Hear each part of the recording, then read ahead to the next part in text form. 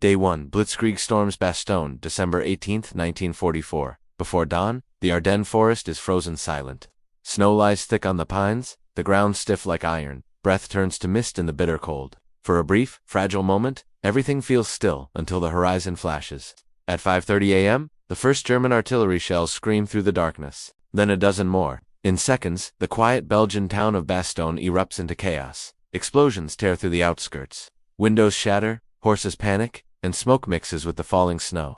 What was a peaceful crossroads a minute ago is now a living inferno. The Germans have chosen their target with precision. Bastogne sits at the heart of 7 key roads, the lifeline of the Allied front in Belgium. If it falls, Hitler's desperate winter gamble, the Ardennes offensive, could split the Allied lines in two. Through the snow come the sounds of engines, deep, metallic, relentless. Panzer tanks, massive King Tigers and Panthers, their cannons steaming in the cold, grind forward like an iron tide. Behind them march the men of Panzer Lehr and the 26th Volksgrenadier Division, veterans hardened by years of war. Inside Bastogne, the first shells land near the church square. Brigadier General Anthony McAuliffe, acting commander of the 101st Airborne Division, looks up from his map. "It's started," he says quietly. Around him, officers snap into motion. Orders fly to your positions. Dig in, hold Bastogne. American soldiers, many barely 20 years old, scramble to fortify streets and houses. Artillery crews unhook their guns. Engineers pile sandbags. Medics convert schoolrooms into makeshift hospitals.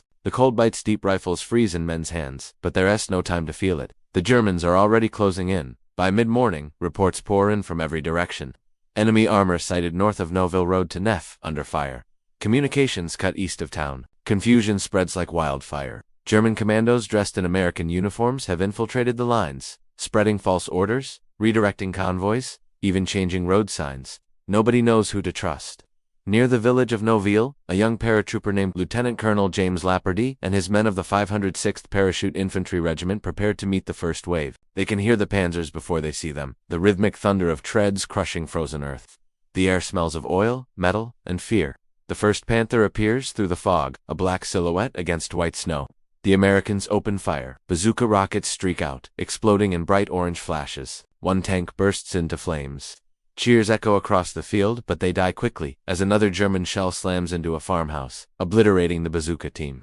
The battle for Noville becomes a brutal hour-by-hour struggle. Machine guns chatter, mortar rain down, and men vanish in clouds of snow and smoke. Major William Desabray, leading a mixed group of tanks and paratroopers, refuses to retreat. "Hold your ground," he shouts over the radio, even as shrapnel slices through his arm. His defense buys Bastogne precious time, but at a terrible cost. Back in the town, chaos rules. The wounded pour into the church-turned-hospital. Blood stains the pews. Nurse Renée Lemaire, a Belgian volunteer, moves from one stretcher to another, her hands trembling from exhaustion, not fear. There's no end to them, she whispers as shells thunder outside. By afternoon, the snow begins again. Thick, blinding, merciless. American patrols vanish in the whiteout. Supply trucks can't get through. Radio lines go dead. Piece by piece, the noose around Bastogne tightens. At 5 p.m., word reaches McAuliffe. All roads out of Bastogne have been cut.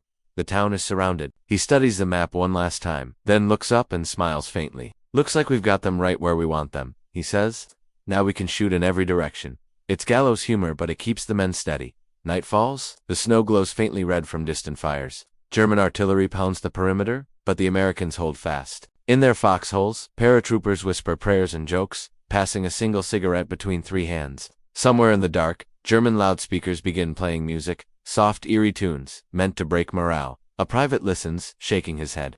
"They can play all night," he mutters. "We ain't leaving." In the command post, McAuliffe writes a short message to higher command, a single .com report amid the chaos. "Greater than Bastogne is under heavy attack. We are holding." Outside, the snow keeps falling.